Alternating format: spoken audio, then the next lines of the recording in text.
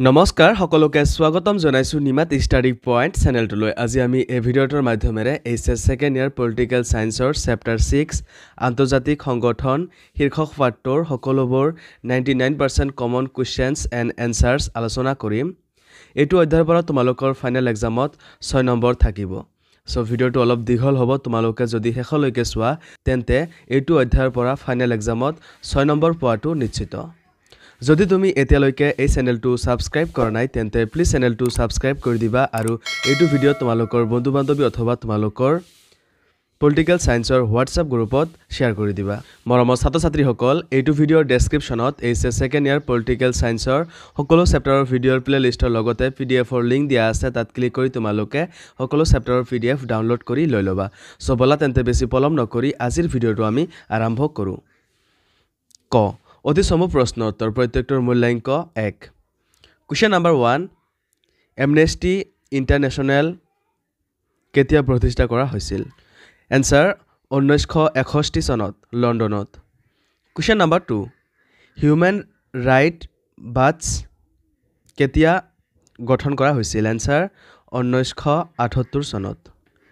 question number 3 human right ৱাচক পূৰ্বতে কি নামেৰে জনা গৈছিল এনসাৰ হেলচিনকি বাটছ নামেৰে কোৱেশ্চন নম্বৰ 4 হিউম্যান ৰাইট বাটছৰ মুখ্য কাৰ্যালয় ক'ত এনসাৰ নিউয়ৰ্ক চহৰত কোৱেশ্চন নম্বৰ 5 আন্তৰ্জাতিক পাৰমাণৱিক ইন্ধন এজেন্সি কেতিয়া গঠন কৰা হৈছিল এনসাৰ 1957 চনৰ 29 জুলাইত কোৱেশ্চন নম্বৰ 6 2011 চনত কোন দেশৰ পাৰমাণৱিক কেন্দ্ৰত বিস্ফোৰণ ঘটি অসংখ্য মানুহৰ জীৱন নাশ হৈছিল এনসাৰ জাপানত কোৱেশ্চন নম্বৰ 7 বিশ্ব বেংকৰ পৰা সৰ্বাধিক ঋণ গ্ৰহণ কৰা দুখন ৰাষ্ট্ৰৰ নাম লিখা এনসাৰ ভাৰত আৰু চীন কোৱেশ্চন নম্বৰ 8 বিশ্ব বাণিজ্য সংস্থাৰ মুখ্য কাৰ্যালয় ক'ত এনসাৰ ছুইজাৰলেণ্ডৰ জেনেভাত কোৱেশ্চন নম্বৰ 9 ইউএনঅ'ৰ সম্পূৰ্ণ ৰূপ কি answer united nations organisation question number 10 ইউনেস্কোৰ সম্পূৰ্ণ ৰূপ কি united nations educational scientific and cultural organisation question number 11 WTOৰ সম্পূৰ্ণ ৰূপ কি answer world trade organisation question number 12 জাতিসংঘ কেতিয়া গঠিত হৈছিল এনসাৰ 1920 চনত কোৱেশ্চন নম্বৰ 13 যুদ্ধতকৈ বকবকনি বেছি ভাল কোনে কৈছিল answer Winston Churchill question number 14 ৰাষ্ট্ৰসংঘ কেতিয়া প্ৰতিষ্ঠা কৰা হৈছিল এনসাৰ 1945 চনৰ 24 অক্টোবৰ তাৰিখে কোৱেশ্চন নম্বৰ 15 ৰাষ্ট্ৰসংঘৰ প্ৰতিষ্ঠাৰ সময়ত ইয়াৰ সনদখনত কেইখন ৰাষ্ট্ৰই স্বাক্ষৰ কৰিছিল এইটো প্ৰশ্ন এইচএছ 2024 বৰ্ষৰ ফাইনেল এক্সামত আহিছিল এনসাৰ 51খন সদস্য ৰাষ্ট্ৰই কোৱেশ্চন নম্বৰ 16 IAEAৰ সম্পূৰ্ণ ৰূপ কি answer international atomic energy agency question number 17 বৰ্তমান ৰাষ্ট্ৰসংঘত কিমান সদস্য ৰাষ্ট্ৰ আছে এনসাৰ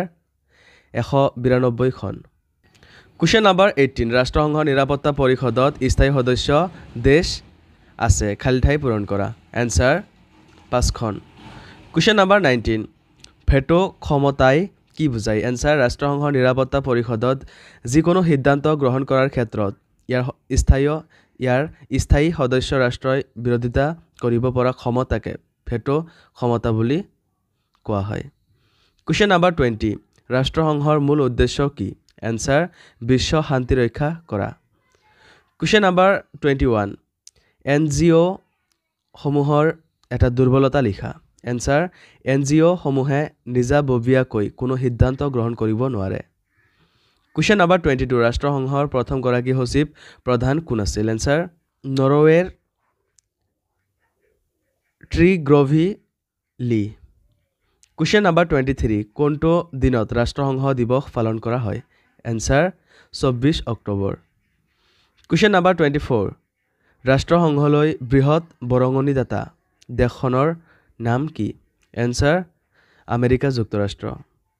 কুৱেশ্যন নাম্বাৰ 25 কোন চনত ৰাষ্ট্ৰসংঘই শান্তি সৃষ্টিৰ পুঁজি গঠন কৰিছিল এনচাৰ 2006 চনত কুৱেশ্যন নাম্বাৰ 26 ৰাষ্ট্ৰসংঘৰ পৰিষদৰ প্ৰথমগৰাকী মহিলা অধ্যক্ষা কোন আছিল এনচাৰ বিজয়া লক্ষ্মী পণ্ডিত কুৱেশ্যন নাম্বাৰ 27 বিগ থ্ৰী বুলিলে কি বুজা এনচাৰ ৰুজভেল্ট চাৰ্চিল আৰু ষ্টেলিন কুৱেশ্যন নাম্বাৰ 28 ৰাষ্ট্ৰসংঘৰ সৰ্বোচ্চ কাৰ্যবাহীৰ নাম কি এনচাৰ সাধাৰণ পৰিষদ কুৱেশ্যন নাম্বাৰ 29 শান্তি গঢ়া আয়োগ কেতিয়া গঠন কৰা হৈছিল এনচাৰ 2005 চনত কুৱেশ্যন নাম্বাৰ 30 এখন এককেন্দ্ৰিক বিশ্বত ৰাষ্ট্ৰসংঘৰ প্ৰাসংগিকতা কি এনচাৰ ৰাষ্ট্ৰসংঘই শান্তি আৰু নিৰাপত্তা প্ৰতিষ্ঠাৰ ক্ষেত্ৰত গুৰুত্বপূৰ্ণ ভূমিকা গ্ৰহণ কৰিব পাৰে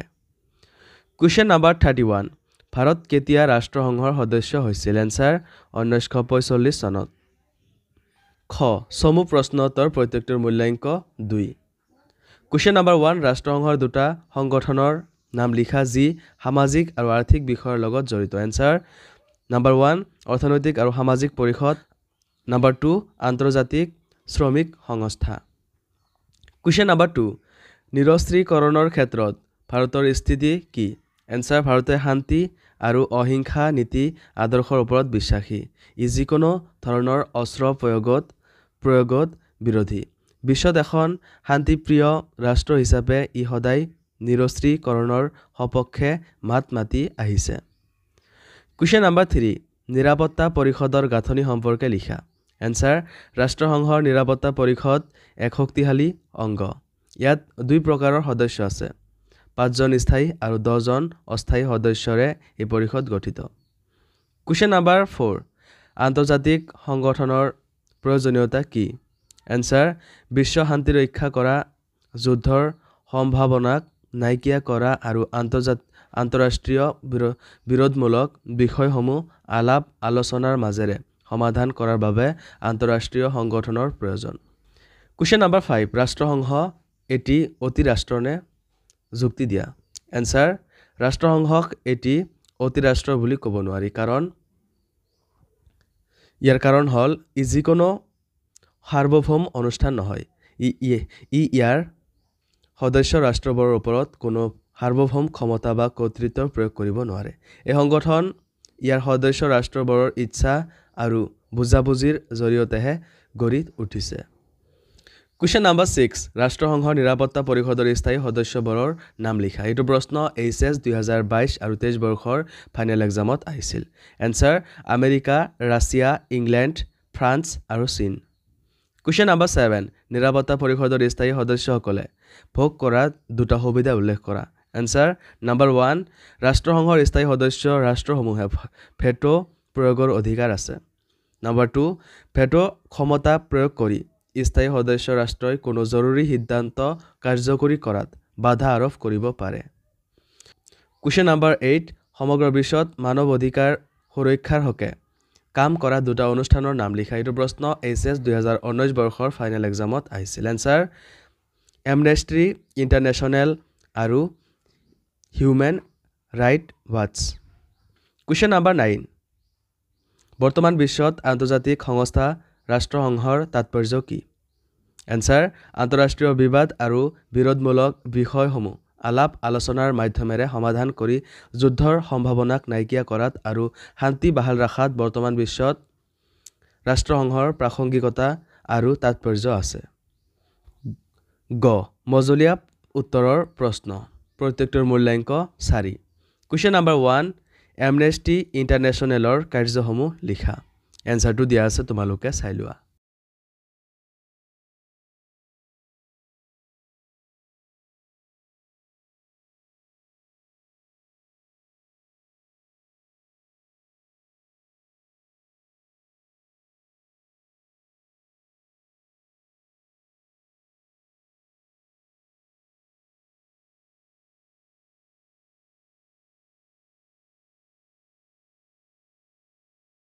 question number 2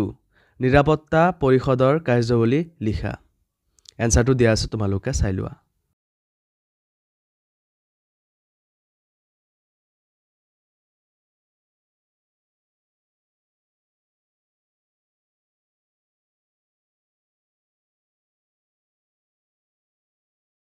Question number 3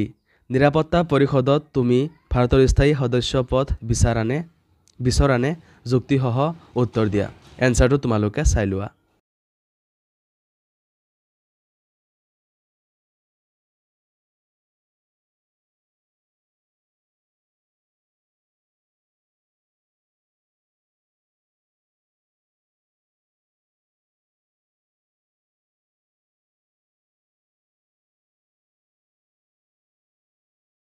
Four, ৰাষ্ট্ৰসংঘ এটা নিখুঁত অত্যাৱশ্যকীয় আন্তঃৰাষ্ট্ৰীয় সংগঠন বুলি তুমি ভাবানে কাৰণ দৰ্শোৱা এনসাৰটো তোমালোকে চাই লোৱা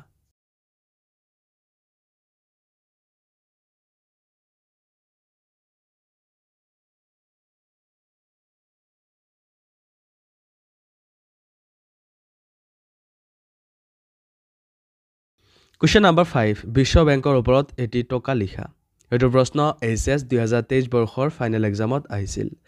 সো তোমালোকে এনসাৰটো চাই লোৱা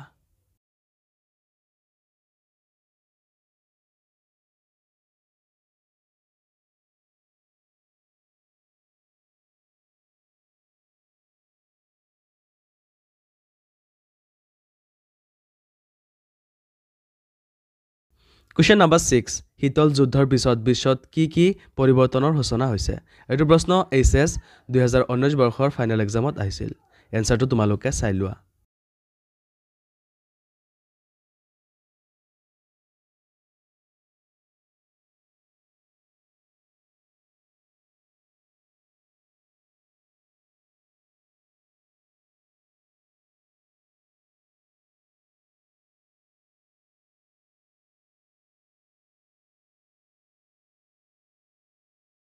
ঘ ৰচনাধৰ্মী প্ৰশ্নোত্তৰ প্ৰত্যেকটোৰ মূল্যাংক 6 Question number 1 শীতল যুদ্ধৰ পিছত ৰাষ্ট্ৰসংঘৰ কি পৰিৱৰ্তন হৈছে এনসাৰটো তোমালোকে চাই লোৱা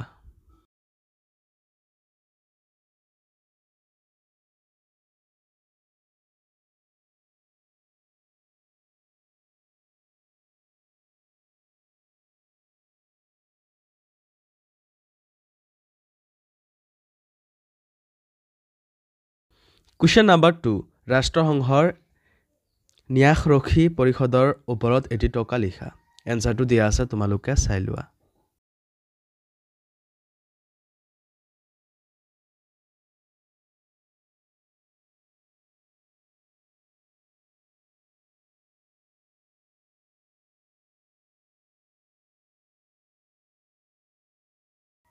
সো মৰমৰ ছাত্ৰ-ছাত্ৰীসকল আজিলৈ এইখিনিয়ে আশা কৰো এই ভিডিওটো তোমালোকক সহায় কৰিছে যদি ভিডিওটো ভাল লাগিছে তেন্তে এইটো ভিডিও তোমালোকৰ বন্ধু-বান্ধৱী অথবা তোমালোকৰ পলিটিক্যাল সায়েন্সৰ WhatsApp গ্ৰুপত শেয়াৰ কৰি দিবা আৰু চেনেলটো যদি এতিয়ালৈকে সাবস্ক্ৰাইব কৰা নাই তেন্তে প্লিজ চেনেলটো সাবস্ক্ৰাইব কৰি দিবা মৰমৰ ছাত্ৰ-ছাত্ৰীসকল এইটো ভিডিওৰ ডেসক্ৰিপচনত এইচএছ সেকেন্ড ইয়াৰ পলিটিক্যাল সায়েন্সৰ সকলো চেপ্টাৰৰ ভিডিওৰ প্লেলিষ্টৰ লগতে পিডিএফৰ লিংক দিয়া আছে তাত ক্লিক কৰি তোমালোকে সকলো চেপ্টাৰৰ পিডিএফ ডাউনলোড কৰি লৈ লবা ধন্যবাদ